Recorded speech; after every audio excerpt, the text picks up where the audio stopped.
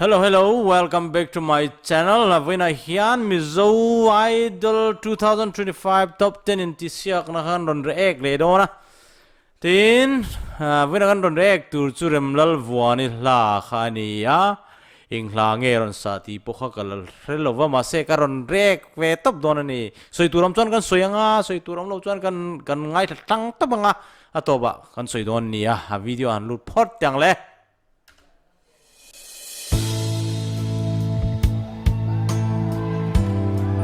Music to simple le mai a simple cup mai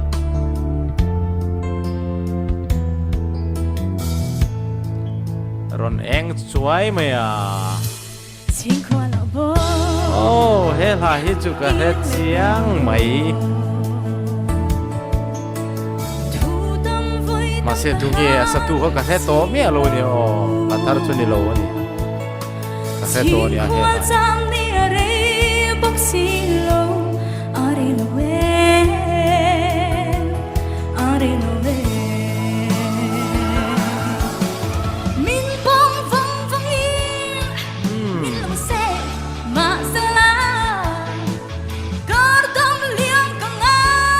professional singer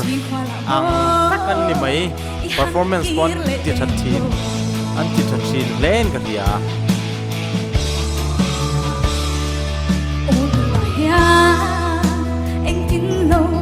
Lộc tiền na chuan stage po a changkang to hle mai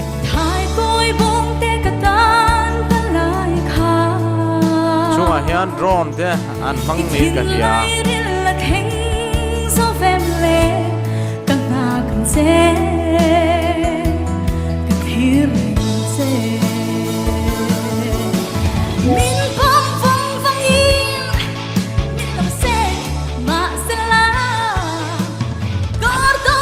music ka atan tir khan zoi ten ron ta ma se tena rock style lewin until dai to ni mo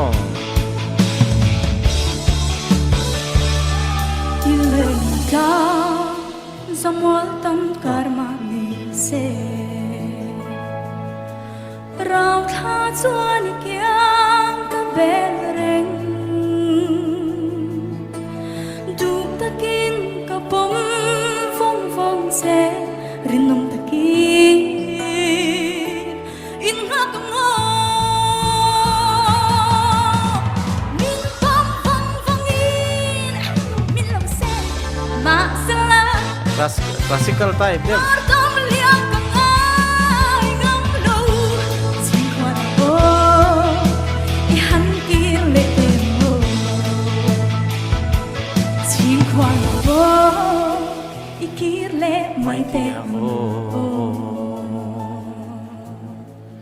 Izai try Remlalvuani to try ma se tu bernge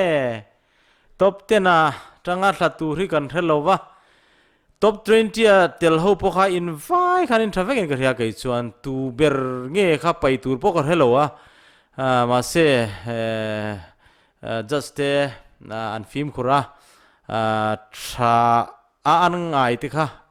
an ron ti thlinga ti mayang top 10 a khan ron hlan kaya mo ta top 10 in ti sia kho poi achia tu ma inom lova pai turin omlo in ka ria kai chuan in thiam veka in sathiama in o pom moya in o pong ngeta